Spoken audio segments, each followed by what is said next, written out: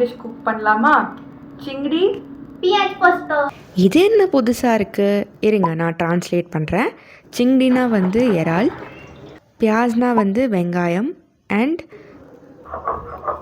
போஸ்துனா வந்து கசகச. இந்த மூணுமே சேர்த்து தான் நம்ம ஒரு பெங்காலி டிஷ் குக் பண்ண போகிறோம். எங்கள் அப்பா ரீசெண்ட்லி கோல்கத்தாலேருந்து வந்திருந்தாரா, அப்போ வந்து இந்த ப்ரான்ஸ் கொண்டு வந்தாங்க. என்னோடய பாட்டி நல்லா க்ளீன் பண்ணி உப்பு மஞ்சத்தூள் போட்டு நல்லா ஃப்ரை பண்ணி கொடுத்துட்டாங்க. இது பார்த்திங்கன்னா ஃப்ரிட்ஜில் 1 வீக் வரையும் நல்லாயிருக்கும். வேணுங்கிற டிஷ்ஷில் கொஞ்சம் கொஞ்சமாக ஆட் பண்ணி குக் பண்ணிக்கலாம். அண்ட் அப்பா அப்படி ஸ்வீட்ஸும் கொண்டு வந்தார். செம்ம டேஸ்ட்டாக இருந்துச்சு. சரி ரெசிபிக்குள்ளே போகலாம். ரெசிபி ரொம்ப ஈஸி தான்.